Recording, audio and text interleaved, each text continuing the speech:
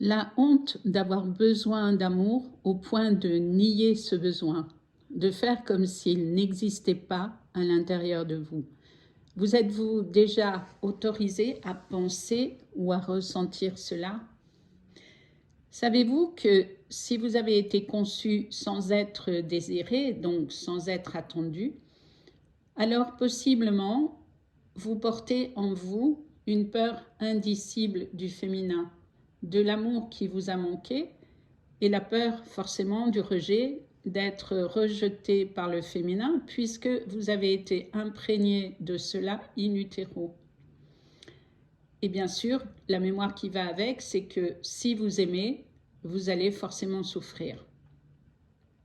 Cette honte qui dort en vous d'avoir besoin d'amour, comme n'importe quel humain, est la conséquence de votre peur de souffrir en perdant l'amour. Alors, le message que j'aimerais transmettre, c'est que vous n'avez pas à porter seul ce que personne ne vous a appris à traverser, parce que vous ne pouvez aller chercher ce que vous ignorez. En revanche, vous pouvez être accompagné pour le trouver.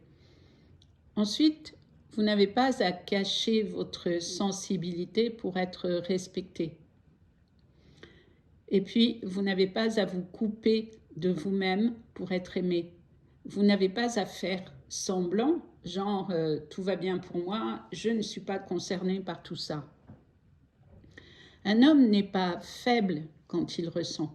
Il n'est pas fragile quand il s'ouvre. Il n'est pas moins masculin quand il dit « j'ai mal ».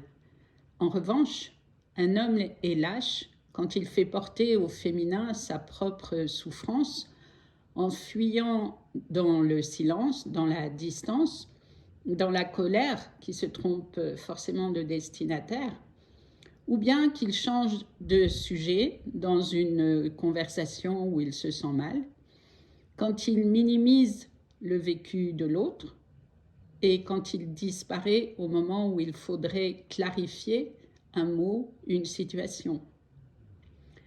En fuyant une confrontation honnête et sincère, l'homme ne fait que régresser dans sa petite enfance, cet instant où il lui fut interdit de s'ouvrir en toute sécurité.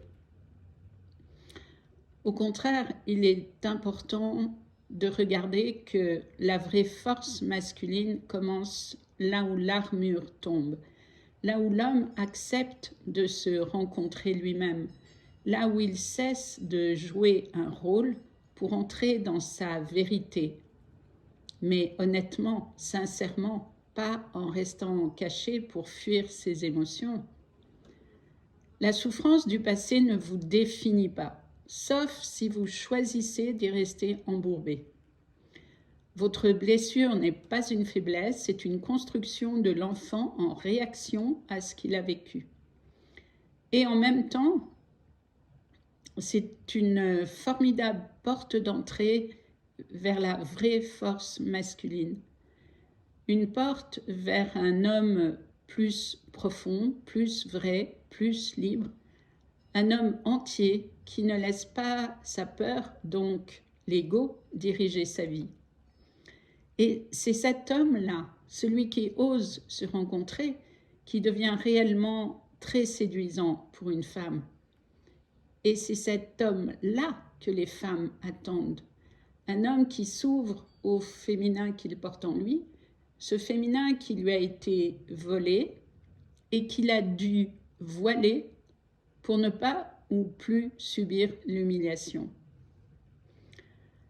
Est-ce qu'un horizon nouveau avec un peu plus de bonheur ne mériterait pas de faire preuve d'un peu plus de courage juste pour vous aimer déjà vous, mieux pour commencer? Aujourd'hui, hommes et femmes ne se rencontrent plus. Chacun, bien sûr, ayant de bonnes raisons du genre « c'est pas moi, c'est l'autre ». La Terre est un chaos innommable, en apparence en tout cas. La conscience, une illusion qui n'intéresse pas grand monde. Et en même temps, malgré tout ça, tout reste possible. Parce que les femmes ont besoin des hommes et les hommes ont besoin des femmes. tant qu'hommes et femmes resteront dans des rapports superficiels et de séduction, rien ne changera.